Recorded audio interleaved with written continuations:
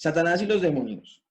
¿Qué deberían pensar hoy los cristianos de Satanás y de los demonios? Eso es lo que vamos a estar nosotros el día de hoy viendo. Definición. Y recuerden, a partir de la definición vamos a estar explicando la clase.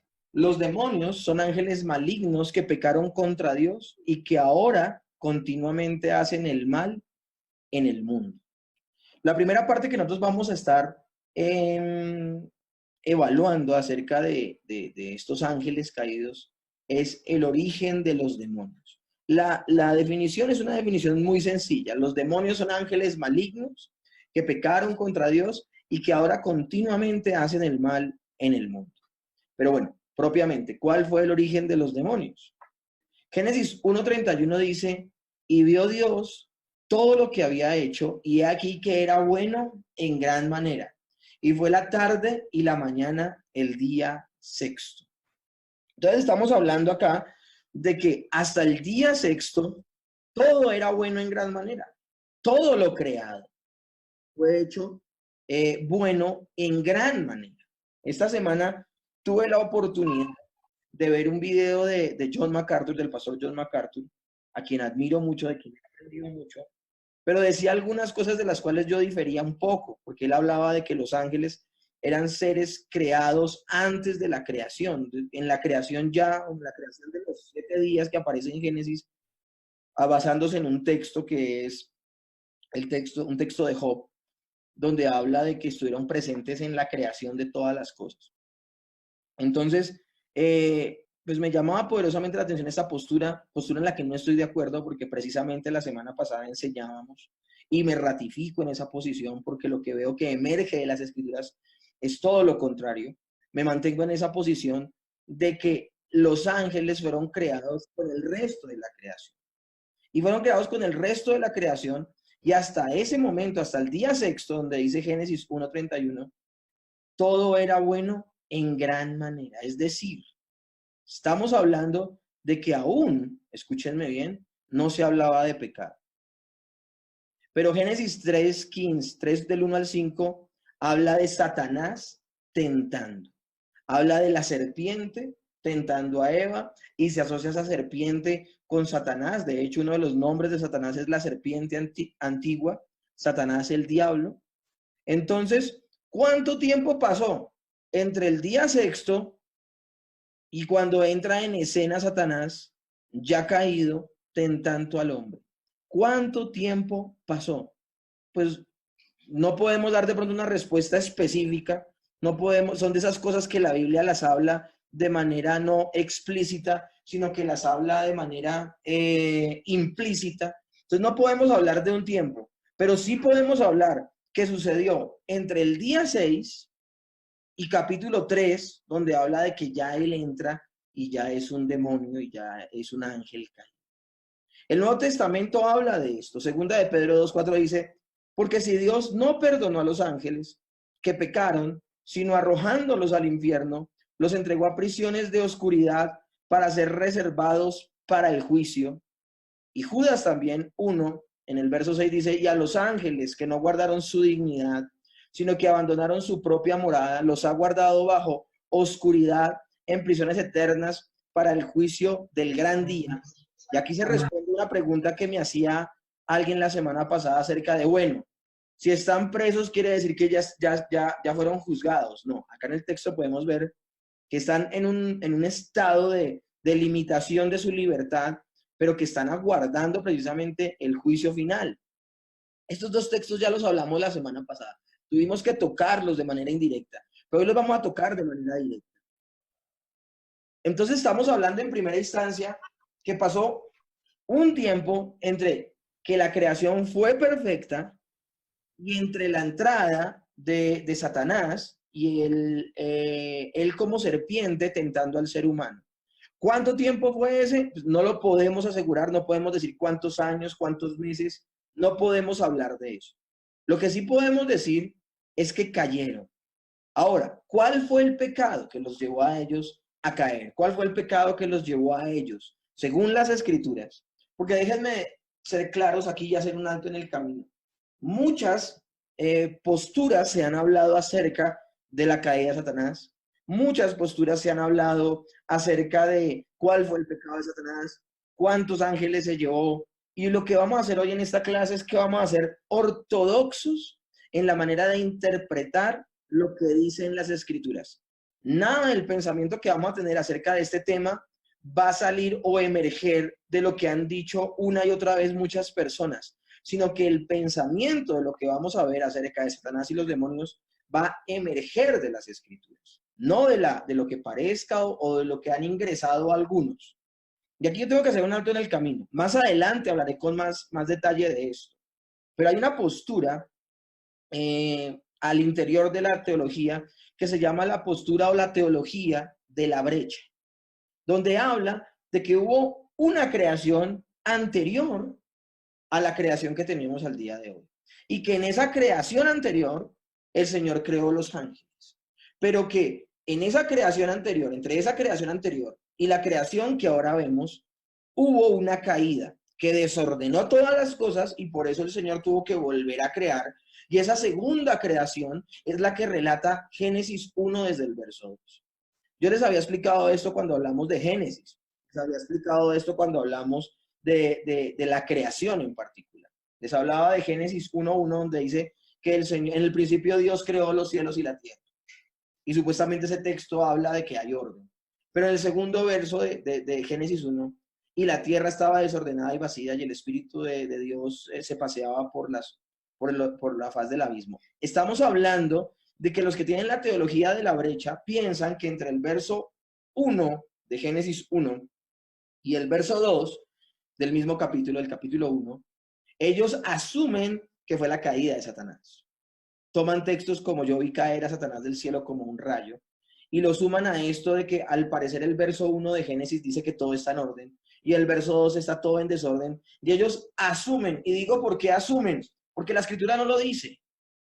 Y una de las leyes de la hermenéutica es que yo debo guardar silencio donde la Biblia guarda silencio. Porque si yo empiezo a hablar y empiezo a darle voz a aquellos momentos donde la Biblia no habla cosa alguna, es donde empiezo a no hacer una exégesis correcta de los pasajes, sino que empiezo a hacer una eisegesis. ¿Qué es la exégesis? La exégesis es que yo saco la interpretación directamente del pasaje. Pero una eisegesis es cuando yo ingreso información nueva al pasaje para que el pasaje diga lo que yo quiero. Las personas que creen, ahora ustedes que dirán que tiene que ver todo esto, tiene que ver mucho. Porque estas personas dicen que entre el verso 1 y el verso 2 fue la caída de Satanás. Y que la caída de Satanás fue tan dramática, tan terrible, que desorganizó toda la creación y al Señor le tocó empezar otra vez a volver a crear. Entonces dijo Dios, sea la luz, y fue la luz. Esa es la teología de la brecha.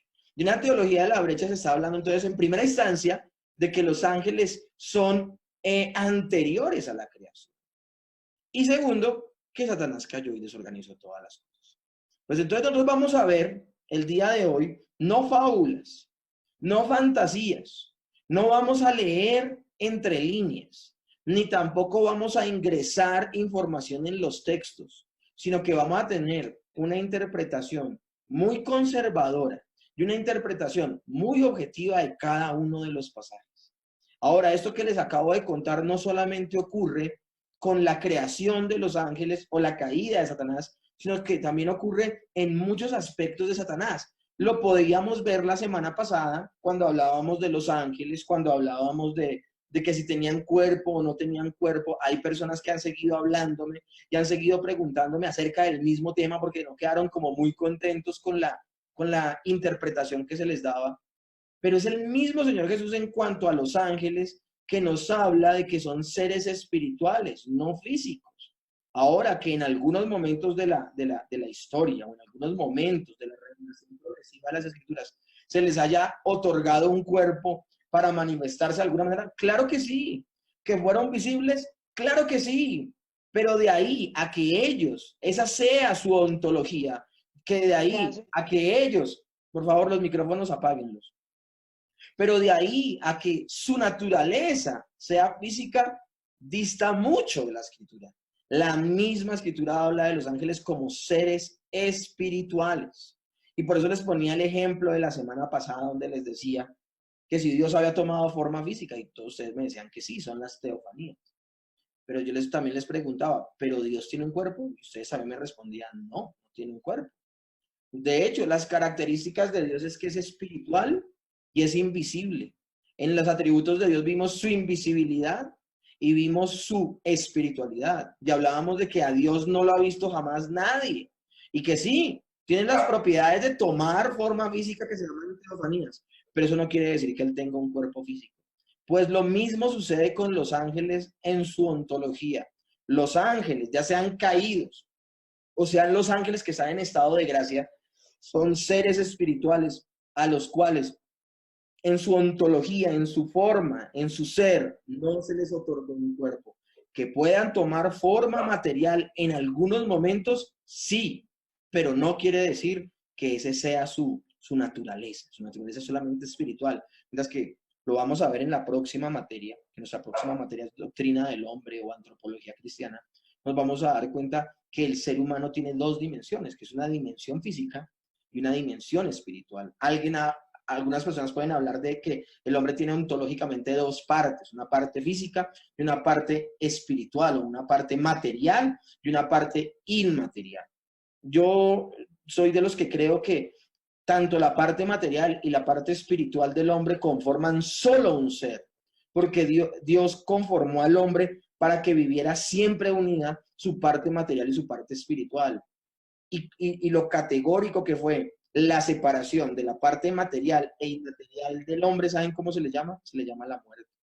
Y fue la consecuencia directa del pecado. Entonces, nunca para Dios fue un propósito que el hombre estuviera dividido en su ser. Entonces, no podemos hablar de que el ser tenga dos partes. Sí podemos hablar de dos dimensiones, pero que nunca el hombre ha sido llamado a estar dividido en esas dos. El cerebro no puede vivir sin la mente.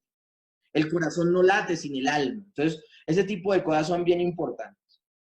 Pues así como es importante la ontología del hombre y que la tengamos clara, también es importantísimo que tengamos clara la ontología o la naturaleza, el ser, la esencia de los ángeles. Es netamente espiritual. Y es bueno tenerlo en cuenta. Ahora, después de este pequeño repaso que hemos hecho de la semana pasada, ¿cuál fue el pecado, según las escrituras, de estos ángeles caídos denominados demonios? En los dos pasajes que acabamos de leer, ni siquiera los llama demonios, los llama porque si Dios no perdonó a los ángeles que pecaron, y en Judas dice, y a los ángeles que no guardaron su dignidad, queda completamente claro que los demonios son ángeles caídos, ángeles que pecaron. Ahora, hemos tocado esos dos textos y hoy nuevamente vamos a tener que tocar el tema de la semana pasada. Génesis capítulo 6, verso 2 al 4. Y por eso yo también como que traté de alguna manera como de tener ese tema para esta semana. Génesis 6, del 2 al 4, no se está refiriendo a la caída de los demonios. Porque muchas personas piensan que el momento en que los demonios cayeron fue cuando supuestamente los hijos de Dios se llegaron a los hijos de los hombres y tuvieron gente de renombre. De hecho, cronológicamente, los eventos no dan. Porque les tengo noticias. Génesis 6 está después de Génesis 3. Y en Génesis 3 ya uno se da cuenta de que ya Satanás ha caído. Y ya Satanás está tentando al hombre y se vuelve el boroló de la caída y la desobediencia de los seres humanos y el pecado original o el pecado heredado. Entonces, esos textos que he leído anteriormente, tanto segunda de Pedro como Judas 1, no se está refiriendo a Génesis capítulo 6 del 2 al 4. No se está refiriendo a que los ángeles tomaron cuerpos humanos y tuvieron relaciones con mujeres y fue cuando cayeron de su dignidad. Y vuelvo y le repito lo que les dije la semana pasada. Los ángeles son seres espirituales, no son seres físicos. Y el mismo Señor Jesús lo dijo en Mateo 22:30. Porque en la resurrección, hablando de los seres humanos, ni se casarán, ni se darán en casamiento. ¿Por qué? Sino que serán como los ángeles de Dios en el cielo. Porque el Señor Jesús une la referencia de no casarse los seres humanos, ni darse en casamiento en la glorificación. Y la manera o la metáfora que usa para compararnos es ser como los ángeles de Dios en el cielo. Pues porque habla de la incapacidad que tienen los seres angelicales de reproducirse. Fue algo que el Señor no les concedió, no solo por no tener un cuerpo, sino que también porque el Señor hizo a los ángeles en un número específico. El Señor hizo a los ángeles, vuelvo y les repito, con un número específico, sin la capacidad de reproducirse, sin la capacidad de reproducirse. Entonces, nada en el contexto de Génesis 6, como se los explicaba la semana anterior, nos indica que hijos de Dios se refiera a los ángeles, sino que se está refiriendo a la descendencia de Seth, que fueron los que volvieron a buscar a Dios luego de que nace Seth. Porque recuerden, Caín mata a Abel. Abel es el que busca a Dios. Se levanta una descendencia de Caín que se aparta completamente de Dios. Una descendencia donde se levanta un hombre como, no sé si se los toqué la semana pasada que les hablé de, se me va el nombre de este hombre, se me va ahorita el nombre de él, que es una referencia que aparece aún en la Torre de Babel, donde se habla de que este hombre es poderoso cazador delante de Dios. Si alguien se acuerda del nombre, me ayuda. Se me va ahorita, se me fue la palabra. Nimrod, pastor. Nimrod, ¿quién habló? Lisette. Lisette, gracias. Nimrod, ¿les hablé de Nimrod la semana pasada? Ok. Entonces eso va a ser un termómetro bien maravilloso. Ahora, me gustaría que con eso que les voy a comentar, si pueden abrir sus Biblias en Génesis capítulo 5, háganlo, porque es que yo no quiero que ustedes traguen entero con lo que les estoy diciendo. O sea, me gustaría que ustedes puedan ir a Génesis y se den cuenta que luego de que se habla de la muerte de Abel en manos de Caín, se empieza a hablar en detalle de la descendencia de Caín. ¿Por qué? Porque pues Abel no alcanzó a tener descendencia cuando muere. Y me llama la atención que de la descendencia de Caín nacen los que tocan flauta, los que son hábiles en la orfebrería, los que hacen los instrumentos de cuerda. O sea, la gente más importante nace. O sea, cuando hablo de más importante es la gente que se vuelve como punto de referencia en la parte cultural de esa raza humana que está emergiendo. Son de la tribu son de la descendencia de Caín. Ahora, en el mismo capítulo 5, si ustedes lo leen en detalle, se van a dar cuenta que se habla de la referencia de que nace Seth. Y cuando dice que nace Seth, se habla de que los hombres volvieron a buscar a Dios. Y es con este contexto que sale el capítulo 6, donde se habla de los hijos de Dios y los hijos de los hombres. Y que al unirse a ambos, les nacen hijos y son los grandes hombres de la tierra. Ahora, la traducción que se le ha dado a eso es que está hablando de ángeles con cuerpos humanos, teniendo relaciones con las mujeres, y por esa razón caen de su dignidad, y por eso están en prisiones de eterna oscuridad, como lo dice Segunda de Pedro, y como lo dice Judas 2. Y se habla de que los grandes hombres que se levantan de renombre en la tierra son los gigantes. Pero si uno se da cuenta y uno va al contexto inmediatamente anterior, no está hablando ni de estatura, ni está hablando de que sean fuertes, ni nada de eso. Está hablando de gente influyente en la tierra culturalmente hablando. Y tenemos la mayor referencia, que son las referencias que nos ha dicho el capítulo 5, de que de la tribu, de la descendencia de Caín, se levantaron los que hicieron los instrumentos de cuerda, los instrumentos de viento, trabajaron la orfebrería y trabajaron un poco de cosas. Gente que fueron excelentes en todo aspecto. De esa descendencia de Caín se levanta un hombre precisamente llamado Nimrod. Y dice que Nimrod era poderoso cazador delante de Dios. Y hablamos de Nimrod, yo de pronto lo hablé en otras clases o de pronto lo hablé en otro seminario que dicté, no me acuerdo.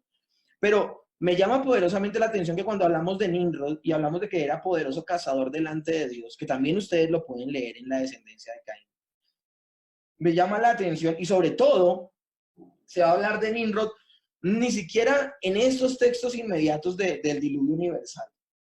Se empieza a hablar de él mucho más adelante también en la Torre de Babel.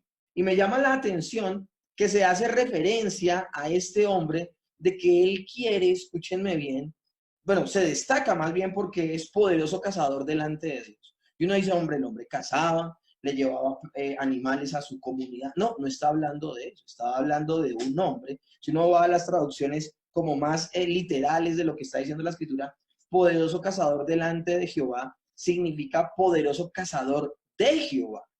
Es decir, se cree que Nimrod buscaba cazar de las mentes de los seres humanos a Dios. Es decir, él buscaba eliminar de la mente de los seres humanos a Dios. Es como que se levanta uno de los ateos más prominentes y que quiere esparcir su pensamiento ateo, que el término más correcto de ateo es antiteísta, ¿no? Porque ateo significa sin Dios.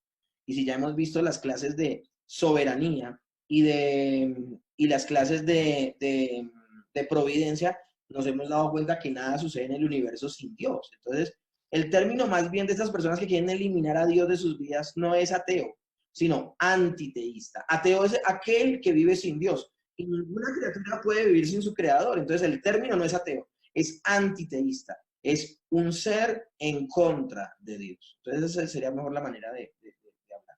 ¿Por qué les hablo de todo este contexto, tanto anterior como posterior?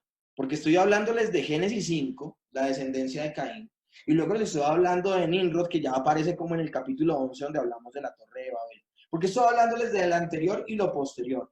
Porque uno de los eventos más terribles y garrafales que sucede, y por el cual el Señor trae el juicio, es el yugo desigual, y que la generación que buscaba de Dios, o la descendencia que buscaba de Dios, que era Set, se contaminara con la descendencia de Caín.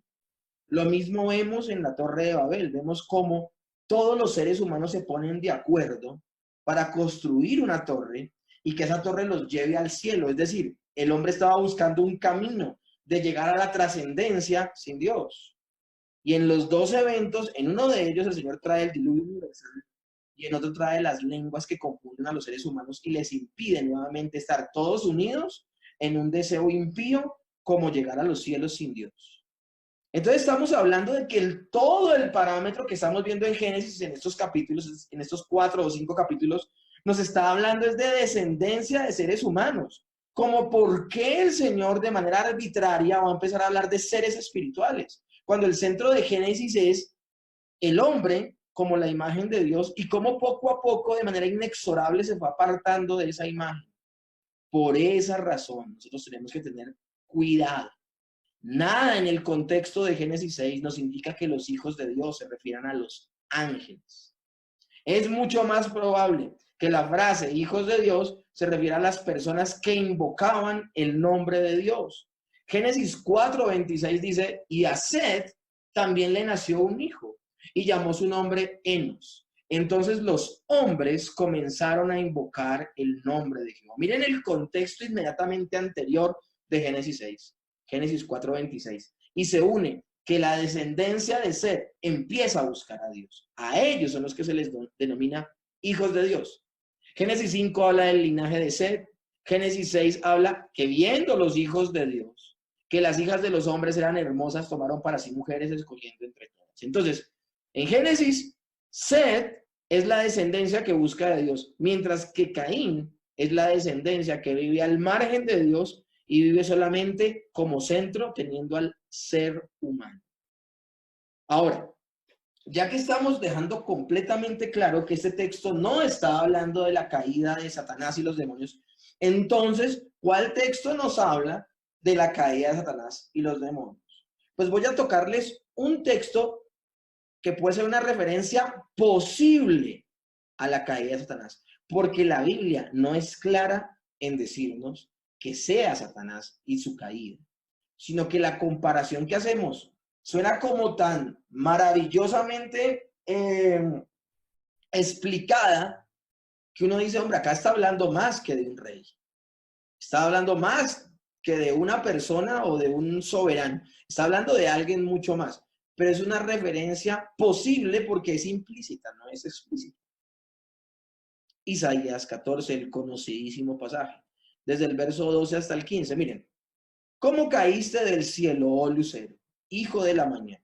Mientras lo leo, me gustaría que lo buscaran en su Biblia y me dijeran el título que aparece en su Biblia de quién se habla en ese pasaje. ¿Ok? Si alguien lo tiene, si alguien lo encuentra, antes que Julito, que lo tengo aquí al lado, me ayudan y me dicen qué es lo que dice el subtítulo, porque el subtítulo dice claramente a quién se le está diciendo esto. Isaías 14, del verso 12 al 15, dice, ¿cómo caíste del cielo, oh lucero, hijo de la mañana? Cortado fuiste por tierra, Tú que debilitabas a las naciones, tú que decías en tu corazón, subiré al cielo, en lo alto, junto a las estrellas de Dios, levantaré mi trono y en el monte del testimonio me sentaré, a los lados del norte, sobre las alturas de las nubes subiré y seré semejante al Altísimo, mas tú derribado eres hasta el Seol y a los lados del abismo. ¿Qué dice el subtítulo? No, ese sí no tiene, pero sí tiene tres posibles personas que menciona. Ok. ¿Alguien tiene allí algún subtítulo que aparezca? Pues el anterior dice Sí, Diego, dice escarnio contra el rey contra el rey de Babilonia. Ok, ese subtítulo. ¿Esa es la Reina Valera? Sí, señor. Ok, dice juicio contra el rey de Babilonia. Entonces, ¿ese texto de quién está hablando puntualmente? Está hablando del rey de Babilonia, ¿ok? Pero cuando uno va y lee el texto, se está hablando de cosas tan grandes, tan, tan trascendentales, tan importantes, como que pareciera que está hablando de alguien más. Pero nosotros tenemos que ser responsables a la hora de darle una traducción a un pasaje. Entonces, literalmente, específicamente, ¿de quién está hablando? Del rey de Babilonia. Pero a la hora, sí, pero a la hora de nosotros leer el pasaje, nos encontramos con otra cosa. Dice, ¿cómo caíste del cielo, oh lucero, hijo de la mañana?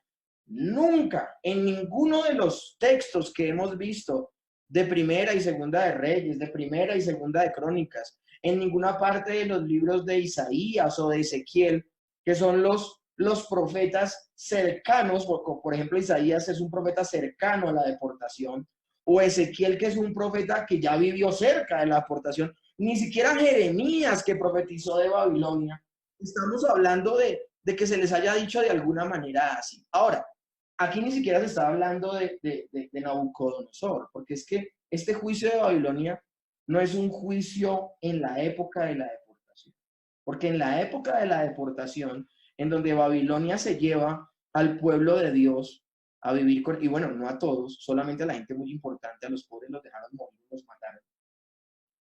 En ese momento, cuando Babilonia se lleva a Judá deportada a su nación, Babilonia está haciendo el juicio de Dios sobre el pueblo de Dios. O sea, Dios está usando a Babilonia y Dios está usando a Nabucodonosor como su espada, su juicio sobre la nación de Dios, porque ellos se han apartado de Dios.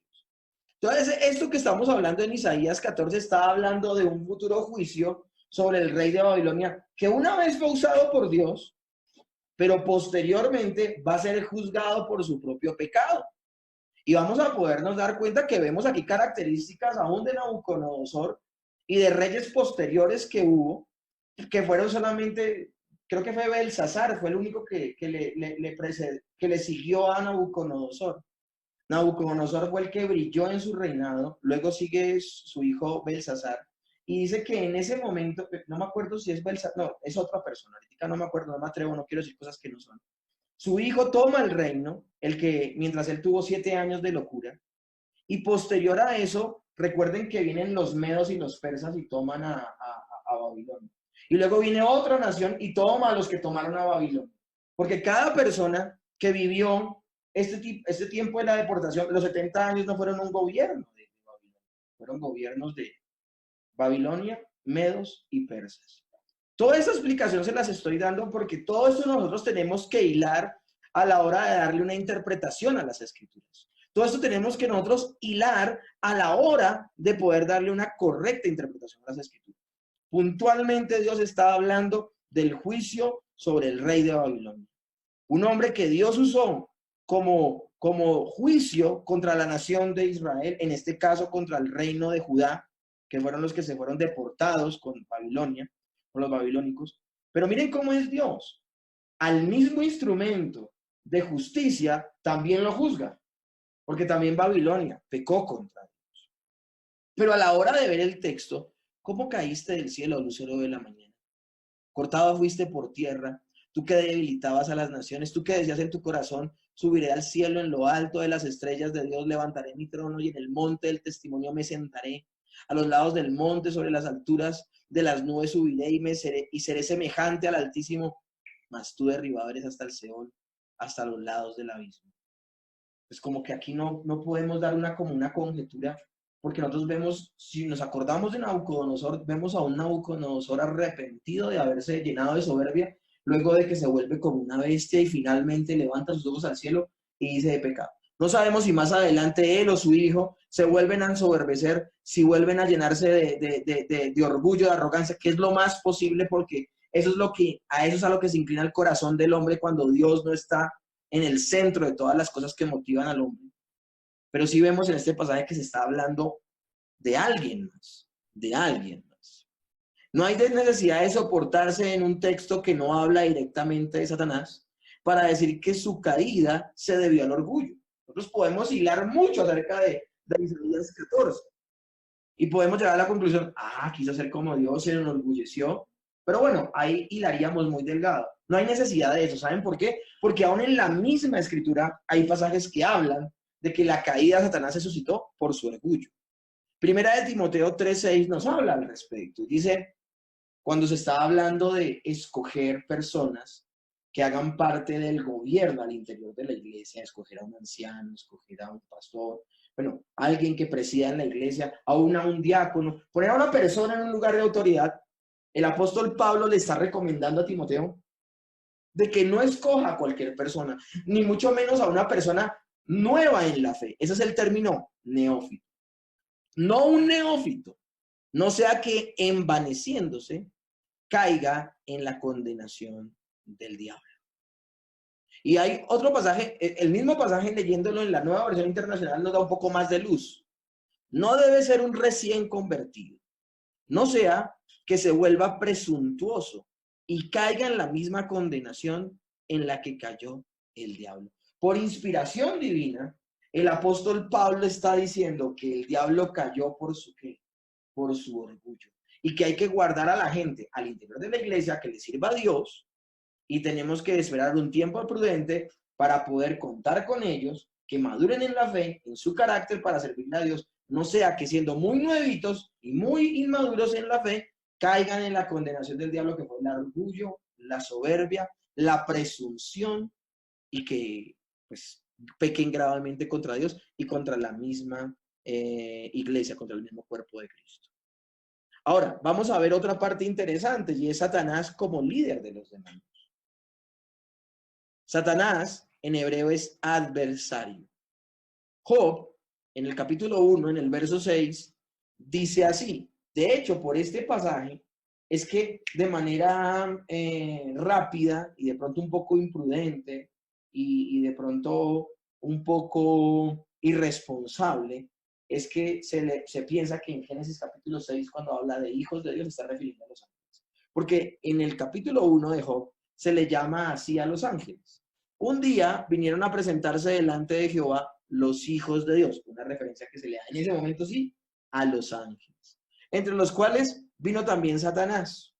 Alguien a esas alturas me podría decir, y me adelanto a las preguntas, alguien me podría decir a estas alturas, ¿y a nosotros qué nos indica? ¿En qué momento está hablando el término hijos de Dios de ángeles? ¿Y en qué momento nos indica que el término hijos de Dios nos está hablando de hombres? Pues mis hermanos, se los acabo de explicar tanto la semana pasada como esta. El contexto es el que nos permite saber de quién nos está hablando el pasaje cuando dice hijos de Dios. En el pasaje de Génesis 6 vienen hablando de las genealogías y se habla de hijos de Dios, hijos de los hombres, y por eso hablamos de la interpretación de que habla de la descendencia de Set y la descendencia de Caín. En el pasaje de Job, capítulo 1, hay un escenario completamente diferente. Job 1 comienza hablando de que están ¿en dónde? Están en el cielo. Dice, un día vinieron a presentarse delante de Jehová los hijos de Dios, entre los cuales vino también Satanás. Vemos el contexto anterior. ¿Cuál contexto anterior? Hasta ahora está comenzando.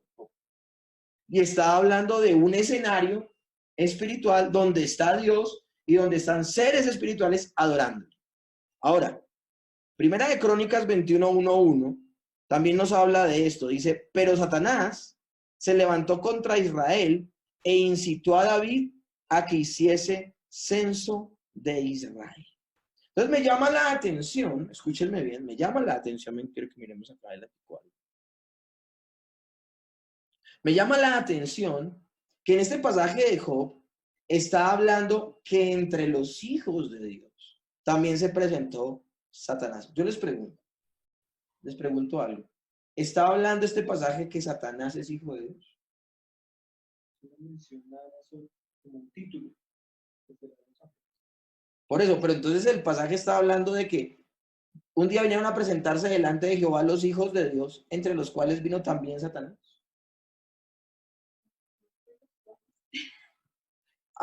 Acá dice Dianita, dice entre los cuales.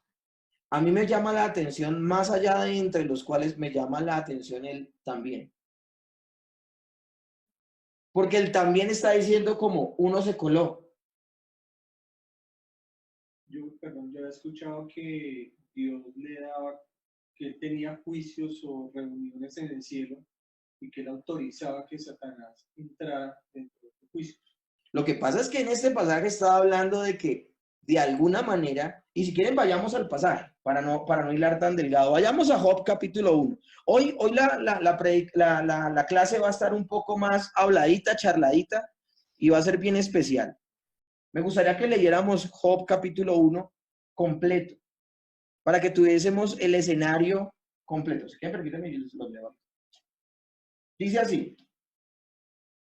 Hubo en la tierra, ¿sí? Ahí.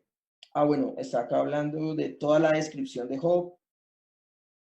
Verso 5, ya aconteció que habiendo pasado un turno de días de convite, Job, sino que acá está hablando de todo, la primera parte de Job habla de todo lo que tenía Job, de todos los hijos que tenía, de todas las posesiones que tenía, de aún cómo Job era tan piadoso de que oraba por sus hijos, mientras ellos estaban de convite por si sus hijos pecaban contra Dios. O sea, habla de aún la obra intercesora que hace Job por sus hijos por si pecaban delante de Dios. O sea, habla de un trabajo sacerdotal de Job. Ese es un escenario terrenal.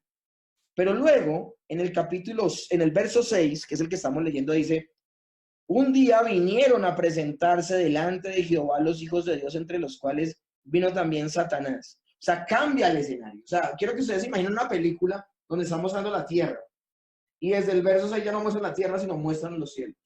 Están hablando del mundo espiritual. Y dijo Jehová a Satanás, ¿de dónde vienes? Respondiendo Satanás a Jehová, dijo, de rodear la tierra y de andar por ella.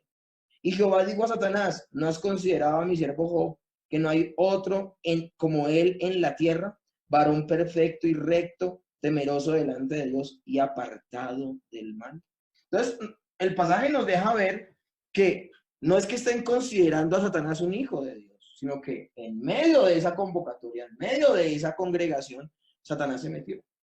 Ahora, nosotros tenemos una revelación progresiva y tenemos una revelación completa y sabemos que el mismo apóstol Pablo nos dice que aún Satanás se puede vestir como ángel de luz. Entonces ya tenemos esa información completa y la misma escritura nos deja ver que Satanás sí se pudo haber tomado una forma de ángel, pero ¿quién le puede meter goles a Dios? Dígame. ¿Quién le puede meter goles a Dios? Nadie. Entonces, por eso de una vez le dijo, Satanás, ¿de dónde viene? Y miren el no. Dice, y dijo Jehová a Satanás. Ya el verso 7 deja claro que Satanás no es un hijo de Dios, sino que es ¿quién? Satanás. ¿Ok? Entonces tenemos que tener claridad en este pasaje bien especial. Ahora, pasajes como Primera de Crónicas 1:21 habla, pero Satanás se levantó contra Israel e incitó a David a que hiciese censo de Israel. Tanto el pasaje de Job 1 como el pasaje de Crónicas 21 habla de un diablo haciendo maldad. Pero si ustedes se dan cuenta en otros pasajes, en el pasaje de Reyes que habla del mismo texto de David haciendo un censo, ese texto habla de que fue Dios quien incitó a David a hacer censo. Hay gente que dice, bueno, ¿al fin qué? ¿Fue Satanás o fue Dios? Ustedes que son tan pilos, y ustedes que vieron doctrina de Dios, y ustedes que son tan pilos que si les hago un examen deberían contestarme eso. Todo lo que sucede en la tierra tiene dos fuentes. Eso lo vimos en Providencia.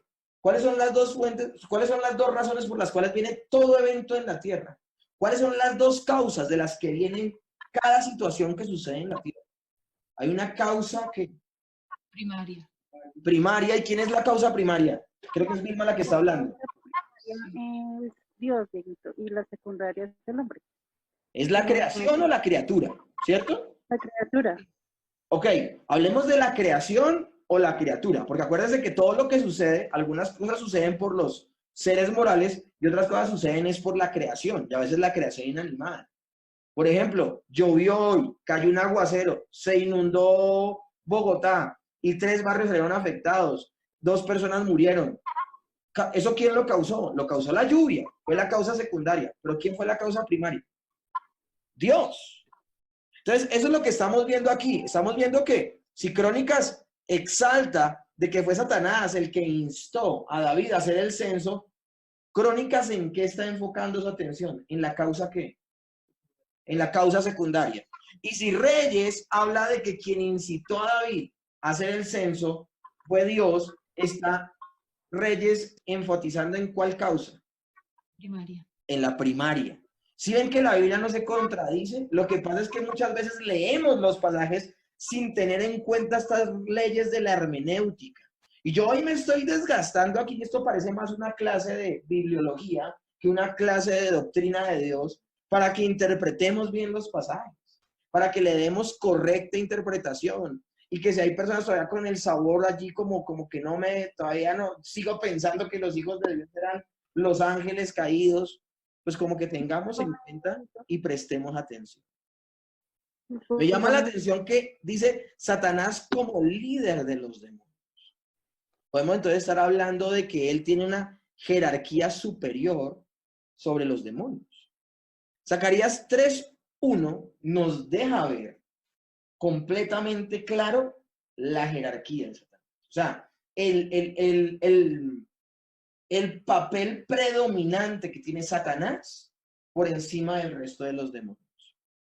Dice Zacarías 3:1, me mostró al sumo sacerdote Josué, el cual estaba delante de Jehová, y Satanás estaba a su mano derecha para acusarle. El Nuevo Testamento también utiliza el nombre Satanás. Mateo 4 dice, entonces Jesús le dijo, vete Satanás, porque escrito está, al Señor tu Dios adorarás y solo a él servirás. Entonces ya estamos hablando, me devuelvo aquí un poquitico, estamos hablando del nombre Satanás como adversario, estamos hablando de su nombre que aparece varias veces en la escritura, en Job 1, en Crónicas, y también vemos en Zacarías nuevamente su nombre. Ok, el mismo Señor Jesús lo llama por su nombre, Satanás. Y aquí quiero hacer una observación. ¿No? Ustedes se acuerdan que cuando estuvo Juan Pablo II habló de que el infierno no existía y de que el infierno era más un lugar mental. Luego viene Benedicto XVI y habla de que no, de que efectivamente el infierno existe. Y finalmente luego llega este papa que es también todo amigable y también habla de que el infierno más bien como que lo estamos viviendo como por aquí, aunque él no descarta completamente que sea un lugar geográfico, que sea un lugar. Entonces él como que ni fu ni fa, él es más ambiguo, aunque sean los otros dos se dan una posición, estos son más ambiguos. Pues déjenme decir que esta posición del infierno también permea y afecta la situación de Satanás. No sé si ustedes sabían, pero aún al interior de la teología, esto ha leudado un poco la manera en que se ve. Para los hebreos el término Satanás es el que se opone, o el adversario, como le llevan allí. Pero ellos le han dado una transliteración un poco más diplomática, el que se opone. Entonces, todo lo que supuestamente, para los hebreos, todo lo que se opone a la voluntad de Dios es Satanás. Todo lo que se opone a la voluntad de Dios es Satanás. Y ustedes dirán, bueno, no está mal. Satanás todo el tiempo se está oponiendo a Dios. No, sí está mal. ¿Y por qué está mal? Porque cuando se le da a la palabra Satanás la denominación de que es todo lo que se opone, ya Satanás no es una persona, sino Satanás es una situación. No sé si me están entendiendo. Se le quita la responsabilidad al otro. Más allá de quitar la responsabilidad, lo que está haciendo es que ya no se denomina a Satanás como un personaje, sino como la situación. Yo quería ir a la iglesia, pero se me opuso a mi familia, entonces mi familia es Satanás. No, es que yo quería consagrarme, pero la tentación no me dejó. Eso es Satanás. ¿Qué hace que la gente vea de esa manera a Satanás? La gente deja de creer que Satanás es un personaje. Deja de creer que Satanás es una persona que está activa. De hecho, alguna vez le escuché a alguien que el arma más poderosa de Satanás, ¿saben cuál es? Hacer creerle a todo el mundo que él no existe. Nosotros debemos entender que Satanás, claro que existe, claro que es una persona y claro que ha estado activa en el papel de todo esto que ha estado sucediendo. Satanás históricamente tentó a Adán y a Eva. Satanás históricamente se ha opuesto a la obra de Dios. Satanás ha estado participando activamente y hacemos mal, porque escúchenme bien, aquí en esta clase de hoy vamos a ver dos posturas completamente erradas. La primera de ellas es que, y quiero que me tengan paciencia, yo hoy estoy como déjà vu, porque estoy hablando de que Satanás es el líder de los demonios, pero como que me acuerdo que estoy perdiendo de vista algo importante en la clase, que es que tengamos en cuenta que Satanás existe. Alguien allí escuchándome puede decir, hombre, pero es que estás hablando de algo que es obvio. No, no es tan obvio. Al interior del cristianismo hay dos posturas. Una de las posturas es que ven a Satanás en todo lado. Yo vengo de una iglesia donde a Satanás se veía en todo lado. No, es que Satanás se opuso, Satanás me tentó, Satanás y los demonios me poseyeron y por eso pequé. Pero también al interior de la iglesia hay una postura completamente fresca y tranquila de Satanás, donde se cree que Satanás no existe. Y de hecho es una posición que yo tengo que echarme de alguna manera al agua. Es una postura que se ve mucho en la iglesia reformada, donde creemos en las escrituras, estudiamos teología, hacemos nuestro papel, pero como que perdemos de vista que Satanás está como león rugiente buscando a quien devorar y que nosotros no podemos bajar la guardia. Amén. Entonces pueden haber al interior de la iglesia protestante dos posturas completamente peligrosas, o donde se ve a Satanás en todo lado, o donde ya se piensa que él no tiene ninguna actividad, cuando en la clase de hoy nos vamos a dar cuenta de que nosotros tenemos que tener cuidado, de que tenemos que estar velando, que como le dijo el Señor a Pedro, a Juan y a Jacob, cuando se quedaron durmiendo en el jardín de Getsemaní, velad y orad para que no entréis en tentación, el espíritu se ha dispuesto, pero la carne. Por eso el apóstol también le recomienda a todos los creyentes que no ignoremos las maquinaciones del diablo. Entonces, la clase de hoy quiere que seamos completamente equilibrados con nuestro pensamiento. Y quiero terminar con el pasaje de Mateo 4:10. Entonces Jesús le dijo, vete, Satanás, porque escrito está, al Señor tu Dios adorarás y solo a él servirás. Mateo capítulo 4 nos deja ver que Satanás es una persona, es un ser moral que existe. No es una situación como lo dicen los teólogos liberales, no es una serie de circunstancias a las que los judíos y los hebreos llamaban Satanás, porque es que hasta esas instancias ha llegado la teología liberal. Como la teología liberal supuestamente siente la responsabilidad de desmitologizar el texto, los teólogos liberales quieren sacar todos los textos de la Biblia que supuestamente hablan de algo sobrenatural. Entonces sacan de la Biblia el nacimiento virginal de Jesús, sacan de la Biblia la resurrección de Cristo, sacan de la Biblia que Satanás existe y le quieren dar a todos esos pasajes una interpretación o moral o con una respuesta científica.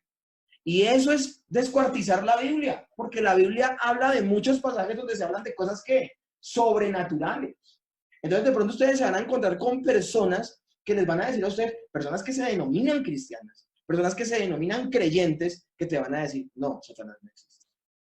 Satanás es más las circunstancias, la oposición. No, mis hermanos, eso no es así. Y quiero dejarlo muy claro al día de hoy. De pronto hay personas que se sorprenden con lo que estoy diciendo, pero yo estoy yendo un poco más adelante. No podemos caer en ninguno de estos dos tópicos nocivos y tóxicos, donde todo es Satanás y no andamos en libertad, pero entonces nada de Satanás tampoco y no aparece en ningún lado. No, vamos a ser bíblicos. Y si el mismo Señor Jesús fue tentado y asocia la tentación con que fue Satanás, entonces nuestro Señor está mintiéndonos. Nuestro Señor entonces está peleando es con una situación.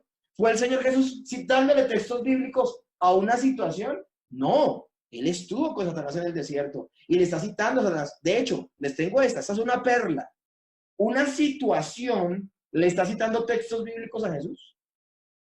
Porque es que una situación es la que le dice a Jesús, Lánzate desde el pináculo del templo, porque escrito está, a tus ángeles mandará para que tu pie no tropiece en piedra. Bueno, tomemos la posición de los teólogos liberales. Si Satanás es un término para decir todo lo que se opone a Dios, entonces una situación, le está citando textos bíblicos a Jesús, ¿eso tiene algún sentido? A ti tu situación económica te cita textos. Tu situación buena o mala a nivel sentimental te cita frases de algún filósofo. No, es un ser moral que tiene la capacidad de pensar y de recordar o de memorizar, como Satanás, quien le dicta un texto. Entonces, es muy bueno poner esto en la discusión que estamos teniendo el día de hoy.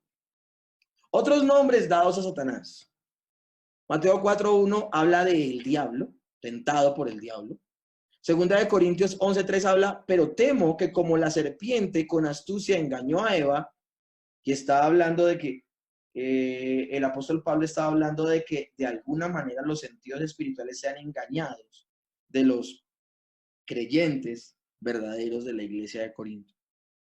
Y Apocalipsis 12:9 habla, esto es maravilloso porque aquí habla de varias denominaciones. Y fue lanzado fuera el gran dragón, la serpiente antigua. Y este texto inmediatamente asocia la serpiente de Génesis con el diablo y Satanás. Dice, y fue lanzado fuera el gran dragón, la serpiente antigua que se llama como Diablo y Satanás, el cual engaña al mundo entero. Fue arrojado a la tierra y a sus ángeles y fueron arrojados con él. Juan 12:31 dice, ahora es el juicio de este mundo. Ahora el príncipe de este mundo será echado fuera. Otro nombre que se le da. Efesios 2:2. En los cuales anduviste en otro tiempo, hablándole Pablo a los efesios y recordándoles de dónde vienen ellos antes de ser creyentes. En los cuales anduviste en otro tiempo, siguiendo la corriente de este mundo, conforme al príncipe de la potestad del aire. Ahí tenemos otro apelativo, otra manera de denominar a Satanás, el príncipe de la potestad del aire, el espíritu que ahora opera en los hijos de desobediencia. Y Mateo 13:19 dice, cuando alguno oye la palabra del reino y no la entiende, viene el malo. También se habla de el malo. Y arrebata lo que fue sembrado en su corazón. Este es el que fue sembrado junto al camino. Entonces tenemos varios nombres que se le dan a Satanás y que es bueno tenerlos en cuenta a la hora de leer las escrituras. Tercero, la actividad de Satanás y los demonios. Vamos a ver entonces a qué se dedica, que fue una de las preguntas que me hicieron la semana pasada. ¿Qué están haciendo los demonios? ¿Qué rayos están haciendo los demonios en este tiempo? ¿Están encarcelados? ¿Están aprisionados? ¿No pueden moverse con libertad? ¿O qué están haciendo? Satanás en primera instancia fue el primer pecador de las criaturas. Pecó antes que lo hicieran los seres humanos. Y por eso es que Juan, en el capítulo 8, verso 44, dice que él ha sido homicida desde el principio. Pero a mí me llama la atención que el mismo pasaje, no lo tengo aquí en la presentación, pero el mismo pasaje habla de, el capítulo 8, yo lo he citado varias veces, pues, más que todo en las clases que estoy dando los viernes, cuando estoy hablando de Isaac. Pero para poderles recordar, Juan capítulo 8 es la respuesta de Jesús a los fariseos que dicen ser hijos de Abraham. Y Jesús les dice a ellos, si ustedes fueran hijos de Abraham, las obras de Abraham harían. ¿Y cuál fue las obras de Abraham? No fue solo creer. Es que Abraham creyó en el ministerio del Hijo de Dios, de ser el sustituto de los pecadores. O sea, Abraham, dice el mismo capítulo 8, Jesús hablando de Abraham, pero hablando también de él, dice, si ustedes fueran hijos de Abraham, se comportarían como Abraham se comportó. Abraham vio mi día y se gozó. ¿Cuándo Abraham vio el día del Señor? Cuando estaba a punto de matar a su hijo. Y el ángel de Jehová le dice, no es necesario que lo mates. Y inmediatamente hay un cordero listo para ser sacrificado. Él entendió el significado de la sustitución, donde estaba a punto de sacrificar a su hijo. Y él ve ahí la obra redentora. Ve al Cordero de Dios que quita el pecado del mundo. Entonces lo que le está diciendo Jesús a los fariseos es, si ustedes fueran verdaderamente hijos de Abraham, ustedes creerían en mí. Me tienen enfrente, pero no me creen. Todo lo contrario, ustedes son hijos del diablo, porque las obras de su padre queréis hacer. Y les dice que el diablo ha sido homicida desde el principio. Y otro término que es importantísimo, que no aparece aquí, padre de mentira. ¿Por qué Satanás es padre de mentira? Satanás es padre de mentira porque precisamente fue el primer pecador de las criaturas. El primero en mentir, ¿quién fue? Satanás. Y por eso se le llama padre de mentira. Fue el primero en mentir. Y por esa razón, Jesús con libertad le dice a los fariseos, ustedes buscan matarme y solamente lo que sale de su boca es mentira. Son hijos del diablo, no de Abraham. También primera de Juan 3:8 dice, el que practica el pecado es del diablo, porque el diablo peca desde el principio. O sea, como que el termómetro del pecado, ¿quién es? Satanás. ¿Por qué? Porque fue el primero en pecar. La característica del diablo ha sido la de originar el pecado y tentar a otros a pecar. O sea, ¿de dónde? ¿Quién fue el primer ser en pecar? Satanás. Pero no solamente de él se origina el pecado, sino que él ha tentado a otros. ¿Para qué? Para pecar. Esto es bien importante. El pecado no nace con Adán y Eva. El pecado nace en el género humano, producto de la desobediencia de Adán y Eva. Pero ya había un ser que previamente había pecado, que es ¿quién? Satanás. Segundo, los demonios se oponen al hombre en su relación con Dios. Tentó al hombre a pecar contra Dios, dice Génesis 3, del 1 al 5. Tentó a Jesús a ir en contra de la voluntad de Dios, lo vemos en Mateo capítulo 4 y ahora en Mateo capítulo 16. Mentiras y engaños son las armas de Satanás. Los demonios se oponen al hombre en su relación con Dios. Ahora, aquí me gustaría hacer una aclaración. Creo que la semana pasada la hice, pero yo quiero extenderme un poco en ella. Siempre hemos tenido la idea de que Satanás es el enemigo de Dios. Siempre hemos tenido la idea, y vuelvo y le repito, fotos en internet donde sale Jesús teniendo una lucha a pulso con Satanás de quién tiene más fuerza y todo ese tipo de cosas. Y se genera algo en nuestro interior como cristianos que se llama el dualismo. ¿Qué es el dualismo? Donde en el corazón del ser humano se alberga la idea de que tan poderoso como es el bien y Dios, tan poderoso es el mal y Satanás. Y por eso como que casi se les iguala. Miren, mis hermanos, eso es un pensamiento completamente falso. Satanás es una criatura más de toda la creación. Satanás, por excelencia, no es enemigo de Dios. ¿Es enemigo de quién? Del hombre. Del hombre. De hecho, Satanás, su actividad está limitada al decreto de Dios. Por eso vemos a un Satanás en Job, y ahí sí interpretamos bien el pasaje. Por eso vemos a un Satanás recibiendo permiso de Dios para hacer o no hacer. Nunca vamos a ver al diablo viviendo al margen de la voluntad de Dios. El diablo va a hacer lo que Dios le permita hacer, ni más ni menos.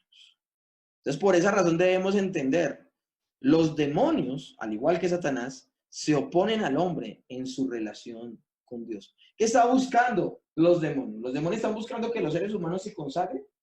No, los seres humanos están buscando que el hombre desobedezca, tiente a Dios.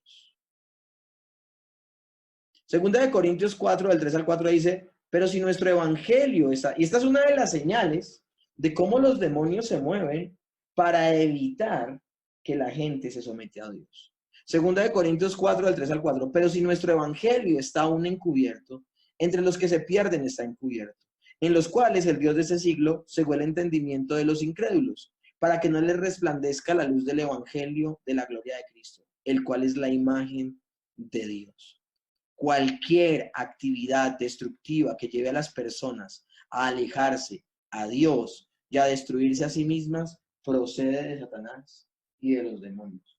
Y también cualquier resistencia de las personas a depositar su confianza en la palabra de Dios es producto de Satanás y de los demonios. Ahora, esto no le está quitando responsabilidad al ser humano.